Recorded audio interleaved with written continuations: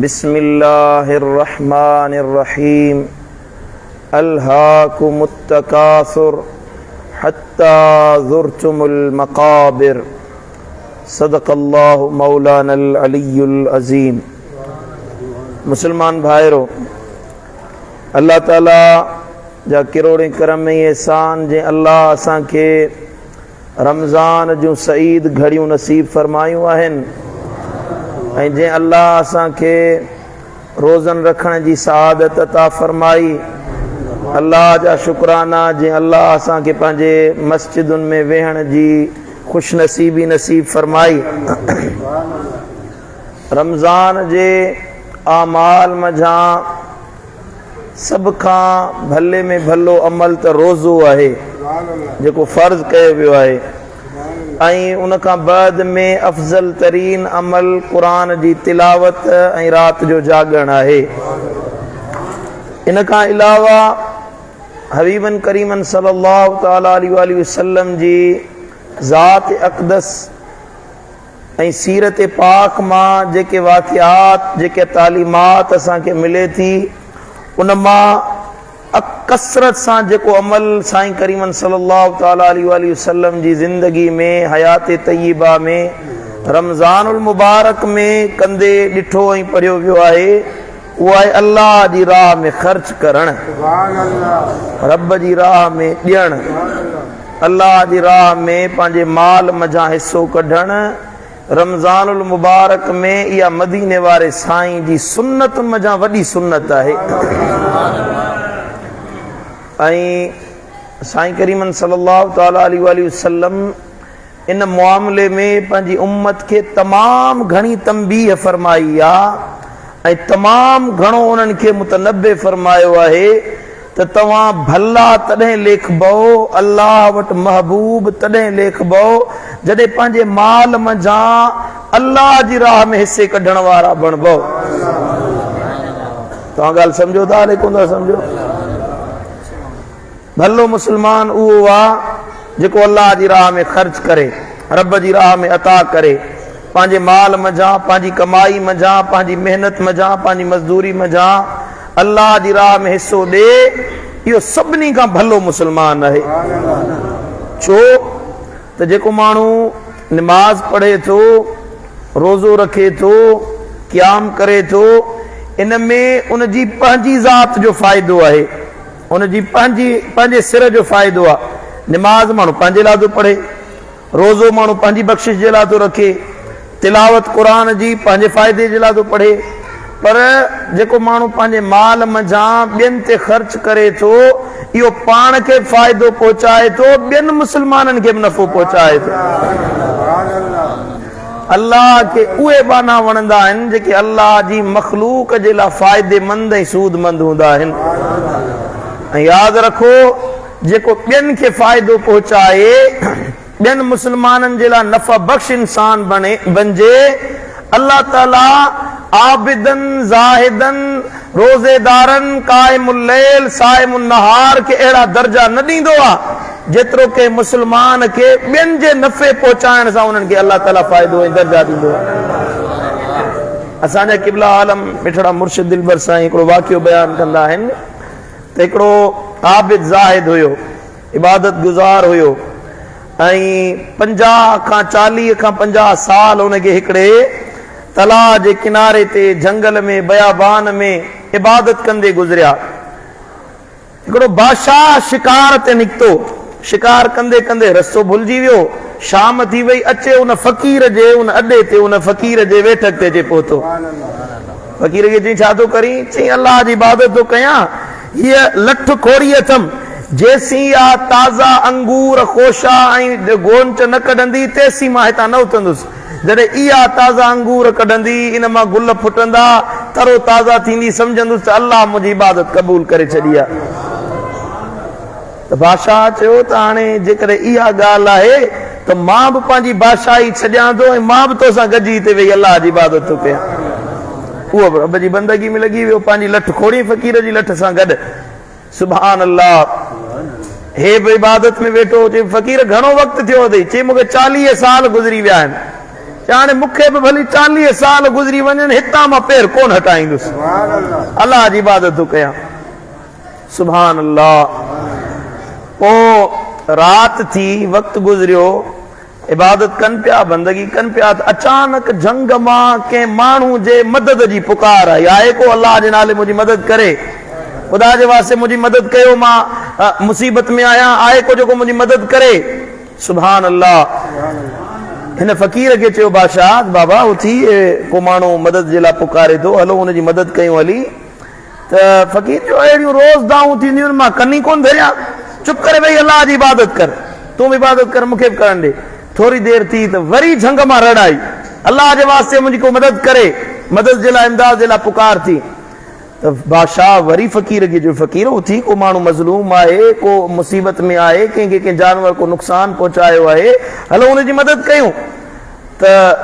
फ़क़ीर चयो बाबा मां कोन वेंदुसि मां अलाह जी इबादत थो कयां बंदगी में वेठो आहियां ॿियनि जी मदद जे लाइ असांजो छा थो वञे टियों दफ़ो वरी जॾहिं रड़ थी त बादशाह चयो त हल फ़क़ीर हलो हुनजी मदद कयूं हली त बादशाह खे फ़क़ीर थो चए तूं त को शैतान आहीं तूं मूंखे अलाह जी इबादत खां झलण आयो आहीं बादशाह खे थो चवे मां अलाह जी इबादत थो कयां तूं मूंखे झली थो बार बार मूंखे तंग थो करे छॾ मां अलाह जी इबादत थो कयां फ़क़ीर खे बादशाह चयो बादशाह तूं पंहिंजी फ़क़ीर इबादत कर मां वञा तूं हुन माण्हू जी मदद करण जे लाइ उथियो पंहिंजी तलवार खईं वियो झंग में ॾिठई त को मुसाफ़िर वाटड़ू हुयो ऐं उनखे कंहिं जानवर शींहं या चीते नुक़सान पहुचायो जिस्म ज़ख़्मी हुजेसि हिन उनजो जिस्म खयईं ज़ख़्मी माण्हू खे अचे पंहिंजे उन थाक ते पहुचाईं पंहिंजो पटको लाथईं पटको लाहे उनजी मरम बटी कई उनजी खे पाणी पीआरियईं उनजी तीमारदारी कई उन माण्हू जी जान बची पई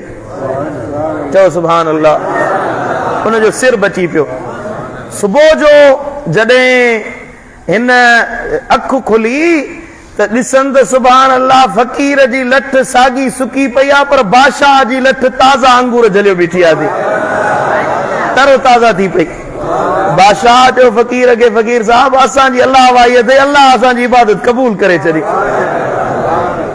वरी जो सुभान अल्लाह थी त मूंखे त 40-45 साल गुज़रिया आहिनि 40 साल गुज़रिया आहिनि मां अलाह जी इबादत थो कयां पियो अलाह जी बंदगी थो कयां पियो ऐं तूं वरी हिकिड़ी राति में तुंहिंजी लठ साई थी वे छा माजरा आहे त बादशाह चयो फ़क़ीर तो 40 साल पंहिंजे लाइ इबादत कई हुई अॼु हिकिड़ी राति मूं ॿिए जी मदद कई आहे अलाह मुंहिंजी लठ साई करे छॾी आहे ॻाल्हि सम्झ में आई हले कोन आई सुभान अल्लाह हज़रत सैयदना अब्दुल्ला बिन मसऊद रज़ी अल्लाह ताला अन्हु ग़ालिबन सैयदना अब्दुल्ला बिन मसऊद आहे अब्दुल्ला बिन ज़ुबैर आहे अल्लाह ताला ग़लत न चवराए मस्जिद में एतिकाफ़ वेठल हुयो सो मस्जिद नबवी में सुभान अल्लाह तव्हां हिते इबादत कयो हिकिड़ो एतिकाफ़ जो सवाब पर मस्जिद नबवी में हिकिड़ो एतिकाफ़ वेहो अल्लाह तव्हांखे 50,000 एतिकाफ़नि जो अजुर ऐं सवाब अता फरमाईंदो ऐं मदीने वारे साईं फरमायो हिकिड़े ॾींहं जो एतिकाफ़ बाने खे 3 खंदकूं जहन्नम जी बाहि खां परे करे छॾींदो आहे हिकिड़ी खंदक जो मुफ़ासिलो ज़मीन ऐं आसमान जे विच जे बराबरि आहे एॾो वॾो जरा ऐं उहो एतिकाफ़ मस्जिद नबवी जो हुजे हज़रत सैयदना अब्दुल्ला वटि हिकिड़ो माण्हू आयो हुन अचे पंहिंजो ॿुधायो चई साईं मामलो हे आहे त तव्हां फिलाणी जॻह ते मुंहिंजी सिफारिश करण जे लाइ हलंदव तव्हांजी सिफारिश सां मुंहिंजो कमु थी वेंदो उन पंहिंजो दर्द बयानु कयो पंहिंजी तकलीफ़ बयानु कई सैयदना अब्दुल्ला बिन मसऊद रज़ियल्लाहु ताला अन्हु जी ॻाल्हि ॿुधी ऐं उथिया ऐं पंहिंजी जुती खयनि उन तां जुती चई हल तुंहिंजी मदद कयां तुंहिंजी सिफारिश कयां उन माण्हू जीअं मस्जिद खां ॿाहिरि निकिरनि पिया यादि आयो साईं तव्हां त एतिकाफ़ में वेठा हुयो तव्हां त एतिकाफ़ में वेठा हुयो त हज़रत सैयदना अब्दुल्ला बिन मसऊद फरमायो त माण्हू जेकॾहिं कंहिं एतिकाफ़ में वेठल हुजे पर कंहिंजे मदद जे लाइ कंहिं मुस्लमान जी हाजत रवाई जे लाइ निकिरे उनजी हाजत रवाई करे उनजी ज़रूरत पूरी करे उनखे अल्लाह ताला 90 साल जे एतिकाफ़ खां वधीक अजुर ऐं सवाब अता फरमाईंदो आहे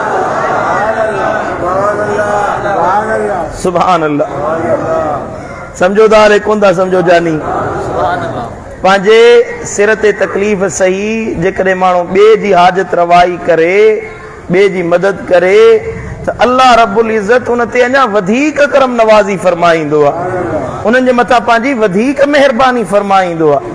अल्लाह खे उहे माना वणंदा आहिनि जेके अल्लाह जी राह में ख़र्च करण वारा बणिजी वञनि। क़ुरान मजीद फुरकान हमीद रब्बे कायनात जो पाक कलाम, तव्हां क़ुरान खोलियो त क़ुरान मजीद में सब खां पहिरियां सूरत आहे सूरत फातिहा, पर पहिरें सिपारे जी पहिरीं सूरत आहे सूरत बकरा। क़ुरान मजीद में अल्लाह ताला जॾहिं शुरूआत कई अलिफ लाम मीम ज़ालिकल किताबु ला रैब फ़ीहि हुदल लिल मुत्तक़ीन, हे किताब आहे जंहिंमें हिदायत आहे मुत्तक़ी परहेज़गारनि जे लाइ, हिन में को शक शुबो न आहे। पोइ अल्लाह तो फरमाए मुत्तक़ी केर आहिनि? हाणे क़ुरान जी 3 नंबर ते आयत आहे, रब तो फरमाए अल्लज़ीन युमिनून बिल गैबि व युकीमून सलात व मिम्मा रज़क़नाहुम युनफिकून। मोमिन मुत्तकी उहे आहिनि जेके गैब ते अण नज़र अचण वारनि शयुनि ते ईमान रखनि, निमाज़ कायम कनि ऐं उन माल मजा ख़र्च कनि था जेको असां उन्हनि खे रिज़्क़ अता फरमायो आहे। असां जेको उन्हनि खे ॾिनो आहे, असां जे ॾिने मजा ख़र्च कंदा, इन्हनि खे अल्लाह मुत्तकी बणायो आहे। ऐं इहा बटन आयतुनि खां बाद में रब निशानी बयान करे रब तो फरमाए हुमुल मुफ़्लिहून, इहे ई कामयाब आहिनि, इहे ई कामरान आहिनि जेके अल्लाह जी राह में ख़र्च करण वारा आहिनि। समझो था हले कोन था समझो? मदीने वारो साईं तो फरमाए त मा मिन यौमिन तुस्बिहुल इबाद फीह इल्ला व मलकान यंजिलान फयकूलु अहदुहुमा। साईं फरमाए जीअं सिज उभरंदो आहे त 2 मलाइक ज़मीन ते लही ईंदा आहिनि। घणा मलाइक? 2 मलाइक लही ईंदा आहिनि। उन्हनि मां हिकिड़ो मलाइक चवंदो आहे, अल्लाह ताला खे अर्ज़ कंदो आहे अल्लाहुम्मा आति मुनफिकन खलफा, ए मुंहिंजा मौला जेको तुंहिंजी राह में ख़र्च थो करे उनखे वधीक बरकतूं अता फरमा, उनखे इज़तूं अता फरमा, उनजे माल खे वधा, उनजे पोयां जेका बि मामलात आहिनि उन्हनि खे अञा वधा बरकतूं अता फरमा। ऐं ॿियो मलाइक चवंदो आहे अल्लाहुम्मा आति मुमसिकन तलफा, मुंहिंजा मौला जेके ख़र्च करण खां कीबा आहिनि था, तुंहिंजी राह में ॾियण खां कीबा आहिनि था, मौला उन्हनि खे बर्बाद कर, हलाक कर, उन्हनि जे माल खे तलफ करे छॾ। अल्लाहु अकबर कबीरा। ऐं ॿी हदीस आहे, साईं फरमायो मा तलत शम्सुन कत्तु इल्ला बस बिजंबैहा मलकान युनादियान। जीअं सिज उभरंदो आहे, छा उभरंदो आहे? सिज उभरंदो आहे। सिज जे सॼे सिज जे खॿे 2 मलाइक उन सिज उभरण सां गॾु निकिरंदा आहिनि। हिकिड़ो मलाइक चवंदो आहे अल्लाहुम्मा मन अनफक फआकिब खल्फा, ए मुंहिंजा मौला जेको माण्हू तुंहिंजी राह में ख़र्च करे थो, अल्लाह जी राह में ॾे थो, मौला उनजे पोयां उनखे बरकतूं अता फरमाए छॾ, उनजे माल खे वधाए छॾ, उनजी इज़तुनि खे वधाए छॾ। ऐं ॿियो मलाइक सुबुह साण सिज जे उभरण सां इहा ॻाल्हि चवंदो आहे वमन अमसक फआकिब तलफा, ए मुंहिंजा मौला, ए मुंहिंजा करीम रब जेको तुंहिंजी राह में ॾियण खां रोके थो, ख़र्च करण खां कीबाए थो, कंजूसी ऐं बख़ीली थो करे, उनखे भली हलाक कर, बर्बाद कर, बरकत न ॾिजांइ। बरकत जी दुआ उन्हनि जे लाइ आहे जेके ख़र्च करण वारा आहिनि। सुभान अल्लाह। मदीने वारो साईं तो फरमाए त अल्लाह ताला तो फरमाए, रब जी ज़ात थी फरमाए, यानी हदीस कुदसी आहे, क़ाल अल्लाह तबारक व तआला अनफिक अनफिक उनफिक अलैक, ओ आदम जा पुत्र ख़र्च कर त तुंहिंजे मथां ख़र्च कयो वञे, ख़र्च कर त तुंहिंजे मथां ख़र्च कयो वञे। हिन जेके हदीसूं मां ॿुधायां थो पियो या अञा ॿुधाईंदुसि, हिननि में सखावत जी ॻाल्हि न आहे, ख़ैरात जी ॻाल्हि न आहे, मस्जिदूं ठाहिण जी ॻाल्हि न आहे, मदरसनि तामीर कराइण जी ॻाल्हि न आहे, यतीमनि ते, मिसकीननि ते, ग़रीबनि ते या अबोजनि ते या उन्हनि माण्हुनि ते जेके ज़रूरतमंद आहिनि, हिननि हदीसुनि में उन्हनि ते ख़र्च करण जी ॻाल्हि न आहे। मुतलक़न अल्लाह जो नबी थो फरमाए, ॿियो न पंहिंजी जान ते त ख़र्च कयो न, पंहिंजे घर वारनि ते त ख़र्च कयो न, पंहिंजी ज़ात ते पंहिंजो पैसो त ख़र्च कयो न। समझो था कोन था समझो? सुभान अल्लाह। मदीने वाले साईं फरमाए तो रब तो फरमाए, हाँ रब जो हथ यदुल्लाह मलई ला यगी दुआ नफकतुन सहाउल लैल वन नहार। सॼो ॾींहुं अल्लाह ख़र्च थो करे पंहिंजे हथ मां, सुबुह जो शाम जो ॾींहं जो रात जो अल्लाह ख़र्च करे पियो, पर अल्लाह जो हथ भरियो पियो आहे। सुभान अल्लाह। जॾहिं अल्लाह जो हथ भरियल आहे, उनमें खोट नथी अचे, त मदीने वारो साईं फरमाइण चाहे थो तूं जे ख़र्च कंदे त खोट कोन ईंदई, अल्लाह अञा बरकतूं अता फरमाईंदई। अरईतुम मा अनफक मुंज़ो ख़लक़ समावाति वल अर्द फइन्नहु लम यग़िद मा बियदिही। मदीने वारो साईं तो फरमाए, अल्लाह ताला जॾा कुर ज़मीनुनि खे ठाहियो आहे, जॾा कुर आसमाननि खे बनायो आहे, रब पंहिंजी मखलूक ते ख़र्च कंदो रहे थो। पर ए मुसलमानो, रब जो हबीब तो फरमाए, ए बानो अल्लाह जे हथ में कदे खोट आई कोने का। जेको बानो अल्लाह जी राह में ख़र्च करे, अल्लाह जी राह में दे, पंहिंजे माल खे बचाए लिकाए संभाले सांढे महफूज़ करे रखे, बरकत कोन मिलंदी। अल्लाह ताला बरकतूं उनखे ॾींदो, जिंदगी खुशहाल उन जी गुज़रंदी जेको माण्हू पंहिंजे माल खे ख़र्च कंदो आहे। साईं फरमाए, मसलुल बख़ील वल मुनफिके कमसले रजुलैने अलैहिमा जुन्नतान मिन हदीद।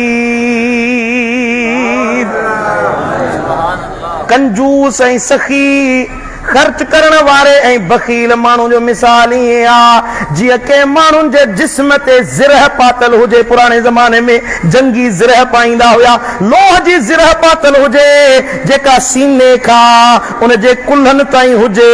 मदीने वारो साईं तो फरमाए, फअम्मल मुनफिको फला युनफिको इल्ला सबगत औ फरत अला जिल्दिही। ज़िरह नंढड़ी हुई, रुगी सीने जे मथे हिस्से खे ढके त फ़ाइदो कोन ॾींदी हुई, तीर लॻी सघे पियो, तलवार जो घाव लॻी सघे पियो। मदीने वारो साईं तो फरमाए, जेको माण्हू अल्लाह जी राह में ख़र्च करे, रब जी राह में ॾे, उन ज़िरह खे अल्लाह वधाए, उन जे सॼे चमड़ी ते ज़िरह चाढ़े, उनखे महफूज़ ऐं पंहिंजी हिफ़ाज़त में रखे छॾींदो आहे।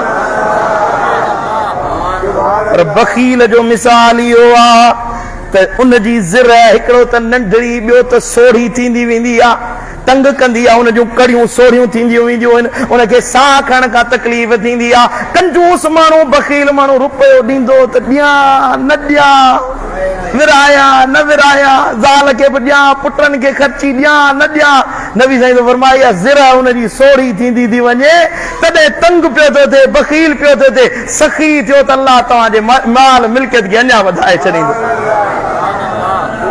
चओ सुभान अल्लाह। मुंहिंजा सोना हबीब, मदीने जा ताजदार, जंहिंखे अल्लाह जे हबीब फरमायो, हा मदीने वारे साईं ख़ुदि फरमायो, इन्नमा अना क़ासिमुन व ख़ाज़िनुन वल्लाहु युती। अल्लाह जा खज़ाना आहिनि, जंहिंजो खज़ानची ऐं जिन खे वंडण वारो मां मोहम्मद मुस्तफ़ा करीम आहे।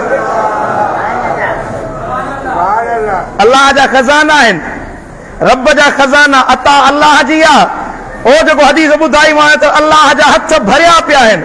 जॾा कुर काइनात ठही आहे, अल्लाह ख़र्च करे थो पियो, पर उनखे ज़मीन में तक़सीम करण वारो, असां जहिड़नि गुनाहगारनि खे ॾियण वारो केरु? मदीने वारो साईं आहे। चओ सुभान अल्लाह।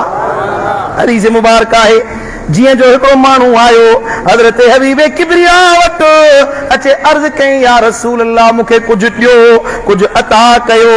मदीने वारे साईं हीअं बकरियुनि जो धाणो ॿिनि जबलनि जे विच में बीठो हुयो। आका फरमायो, हड़ई तोखे ॾिनमि, वञ अल्लाह जी राह में खणी वञ। माइटनि ॾे आयो, अज़ीज़नि ॾे आयो, चए थो, अस्लिमू फ़क़द जीतुम मिन इंदि रजुलिन युती अतियत मल्ला यख़ाफुल फ़ाक़। वञो वञो मोहम्मद मुस्तफ़ा जी दरबार में, ओ दुनिया वारो वञो वञो हबीब जे दरवाज़े ते, वञो वञो मदीने वारे साईं जी गुलामी इख्तियार कयो। छा त नबी जी सखावत आ, छा त महबूब जी इनायत आ, छा त मदीने वारे साईं जी मेहरबानी आ, जेको अचे तो उनखे मदीने वारो अॾे थो छॾे। चओ सुभान अल्लाह।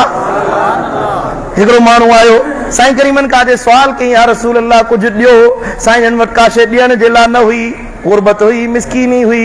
हबीबन करीमन फरमायो वञ कंहिंखां कर्ज़ खणो, कर्ज़ वठी पंहिंजी ज़रूरत पूरी कर ऐं मां मोहम्मद मुस्तफ़ा उहो कर्ज़ पाण अदा करे छॾींदुसि। अल्लाहु अकबर कबीरा। सखावत हाणे माण्हू पाण वटि हूंदो त ॾींदो न, पर साईं फरमाईंदा वञी कर्ज़ खण, फलाणे माण्हू खां या कंहिंखां कर्ज़ खण, तूं पंहिंजी ज़रूरत पूरी कर। साईं जन जी अदा ॾिसो, आका नथा चाहिनि त मुंहिंजे दर ते अचण वारो मायूसी वापसि मोटी वञे। हज़रत उमर साईं अमीरुल मोमिनीन उमर साईं तो चवे, या रसूल अल्लाह, अल्लाह तव्हांखे इन जो मुकल्लिफ न बणायो आ, अल्लाह तव्हांजे लखे इन शइ जो मुकल्लिफ न बणायो आ त तव्हां कर्ज़ वठी कंहिंजी ज़रूरत पूरी कयो। त नबी सोने जे चेहरे ते गुस्सो अची वियो। उमर खे कुझु चवनि न पिया, पर चेहरे ते गुस्से जा आसार ज़ाहिर थियण लॻा। त हिकिड़ो साहबी हंसो करे, या रसूल अल्लाह बे अबी अंत व उम्मी, ओ मुंहिंजा महबूब, मुंहिंजो अब्बो अम्मा तुंहिंजे नाले ते कुर्बान फाते वला तख्श मिन ज़िल अर्श इकलाला। या रसूल अल्लाह खर्च कयो, खर्च कयो, अर्श वारे अल्लाह वटा किल्लत जो खौफ न रखो। तव्हां खर्च कंदो, अल्लाह तव्हांखे अञा वधीक अता करे छॾींदो। बस हिन जो इहो चवण हुयो, फतबस्सम नबी सल्लल्लाहु अलैहि वसल्लम फकाल बिहाज़ा उमिरतो। साईं जन जे चेहरे ते मुर्क अची वई, खिलण लॻा, चेहरो बहकी पियो आ। साईं फरमायो मूंखे इन शइ जो ई हुकुम ॾिनो वियो आहे त पंहिंजो पाण खे रोकणो न आहे, जो रब ॾिनो आहे उहो ख़र्च करे ॾेखारींदुसि। वाह मदीने वारा तुंहिंजी सखावत। अल्लाह असांखे महबूब वारी आदत नसीब फरमाए। मुंहिंजे मुर्शिद दिलबर साईं शेर फरमायो, मुंहिंजा सोहणा सखी ओ प्यारा, मुंहिंजा सोहणा सखी, मुंहिंजा सोहणा सखी ओ प्यारा, मुंहिंजा सोहणा सखी मुख्तारो आहीं, महतारो आहीं, सभु नबियनि जो सालारो आहीं। तुंहिंजे दरवाज़े ते अचण सां, तुंहिंजे दरवाज़े ते अचण सां वया दर्द मुंहिंजा सभु लही लही। ओ तुंहिंजे दरवाज़े ते अचण सां, आका तुंहिंजे दरवाज़े ते अचण सां वया दर्द मुंहिंजा सभु लही लही। मुंहिंजा सोहणा सखी ओ प्यारा, मुंहिंजा सोहणा सखी, जहिड़ो तहिड़ो तुंहिंजो आहियां, जहिड़ो तहिड़ो तुंहिंजो आहियां, ॿिए कंहिं ॾे मां की न वझाया। मुंहिंजी पुनलत कर पोइ वारी, मुंहिंजी पुनल कर पोइ वारी, मूं ते सुहिणो कर सरदारी, वञ मूं वटि राति ब रही रही। मुंहिंजा सोहणा सखी ओ प्यारा, मुंहिंजा सोहणा सखी, लॼपालो आहीं, रखवालो आहीं। असांजो हिकिड़ो अर्ज़ु आहे, गफ़ारी मस्जिद मां असां हिकिड़ो अर्ज़ु कई, या रसूल अल्लाह तूं सखी रमज़ान में सखावत कंदो आहीं, इनायत कंदो आहीं, पंहिंजे उम्मतनि ते महिरबानी कंदो आहीं। अॼु असां गुनहगारनि ते का नज़रे करम कयो, असां बदकारनि ते का इनायत कयो, असां पंहिंजी ख़ाली झोली तुंहिंजे दरवाज़े ते झलियो बीठा आहियूं। लॼपालो आहीं, रखवालो आहीं, ऐं नंगदार नंगी नंग पालो आहीं, पिरी तोखे मुंहिंजी पारत, पिरी तोखे मुंहिंजी पारत कंदे मिठड़ा मुंहिंजी मदारत वींदा सूर सभई पो वही वही मुंहिंजा सोना सखी ओ प्यारा ओ मुंहिंजा सोना सखी तो ते पढ़ंदा पत्थर सलातूं हा है तो ते पढ़ंदा पत्थर सलातूं हा तुंहिंजो मलक बि पढ़ंदा ना तूं हा तोखे दिल बर साईं जी पारत तोखे हिन जमायत जी पारत करा असांखे वरी बि ज़ियारत तुंहिंजे दर ते गुज़रियम वही वही आका तुंहिंजे दर ते गुज़रियम वही वही मुंहिंजा सोना सखी ओ प्यारा मुंहिंजा सोना सखी वरी चो सुभान अल्लाह जॾहिं रमज़ान जो महीनो ईंदो हुयो रमज़ान जूं घड़ियूं ईंदियूं हुयूं हदीस मुबारक आहे वकान अजवद मा यकून फी रमज़ान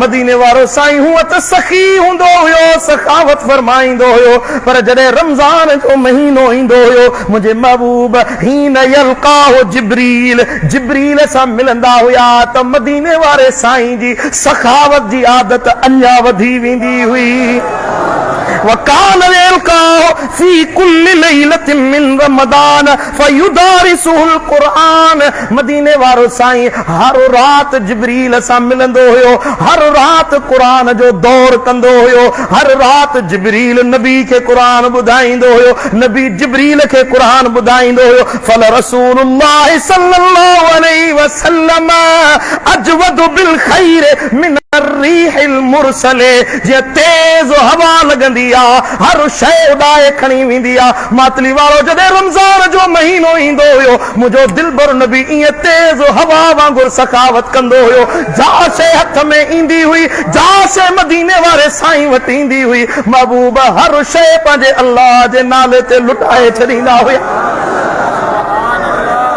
वरी जो सुभान अल्लाह कुछ तो उम्मती होने जो हक अदा कर सुभान अल्लाह मदीने वाले साईं फरमायो अल्लाह सलासतुन दुनिया जो संगतूं टे क़िस्मनि जूं आहिनि तवज्जो जो टे क़िस्मनि जूं दोस्तियूं आहिनि दुनिया में जेका बि तव्हां मोहब्बत रखो था साथ ठाहियो था मिटियूं माइटियूं ॻंढियो था नबी साईं फरमायो ये साथ ये जोड़ ये गॾजाणियूं टिनि क़िस्मनि जूं आहिनि फअम्मा खलीलुन हिकिड़ो साथ इहो आहे जेको तूं क़ब्र में पवंदे चवंदो अना माक हत्ता ताती क़ब्रक मां तुंहिंजो साथी तुंहिंजे क़ब्र ताईं गॾु हूंदुसि उहो छा आहे मदीने वारे साईं फरमायो तुंहिंजा मिट तुंहिंजा माइट पुट ज़ाल बच्चा ॿार तोखे मिटीअ में क़ब्र में दफ़न करण ताईं कमु ईंदा व अम्मा खलीलुन फयकूलु लक मा आतैत व मा अमसकत फलैस लक व ज़ालिक मालुक मदीने वारो साईं तो फरमाए ॿियो दुनिया जो दोस्त तुंहिंजो माल आहे उहो माल तोखे क़ब्र में चवंदो जेको ॾिनई रब जी राह में लुटायई रब जी राह में ख़र्च कई फ़ाइदो वरितई उहो तुंहिंजे लाइ जेको रोकई उहो तुंहिंजे लाइ वबाल आहे तुंहिंजे लाइ अज़ाब आहे तुंहिंजे लाइ वबाल आहे मदीने वारो साईं तो फरमाए टी संगत वल्लाहु हा मदीने वारो साईं तो फरमाए अना माक हैस दखलत व हैस खरजत फज़ालिक अमलुक टियों दोस्त क़ब्र में गॾु हूंदो चवंदो मां तोसां गॾु आहियां अमल चवंदो मां तोसां गॾु आहियां टियों दोस्त मां तोसां गॾु आहियां तुंहिंजे लाइ विरुओ बि आहियां जे भलो हूंदो त तुंहिंजे लाइ अज़ाब आहियां तुंहिंजे लाइ जन्नत जो बाहिस आहियां जे बुछड़ो हूंदो त तुंहिंजे लाइ अज़ाब आहियां मदीने वारो साईं तो फरमायो अमल सालेह क़ब्र में बाने सां गॾु हूंदो बुछड़ो अमल बि क़ब्र में गॾु हूंदो उहो माण्हू चवंदो लक़द कुंत वल्लाहि मिन आवन सलासत अलैया टिनी यारियुनि मां अमलनि जी यारी अञा वधीक पाइदार आहे ॿाहिरि छॾे विया मिट माइट छॾे विया दोस्त छॾे विया को साथी कोन बणियो पर अमल साले क़ब्र में गॾु हलिया नबी सुने खैरात के खर्च करने के गडाए बयान फरमायो, ए मुसलमानो खर्च कयो, तव्हांजी कब्र खर्च करण जे ज़रिए संवारी वेंदी, तव्हांजो हशर अल्लाह जी राह में ॾियण जे ज़रिए संवारियो वेंदो, जन्नत जा इनाम बि रब जी राह में खर्च करण सां अता कया वेंदा।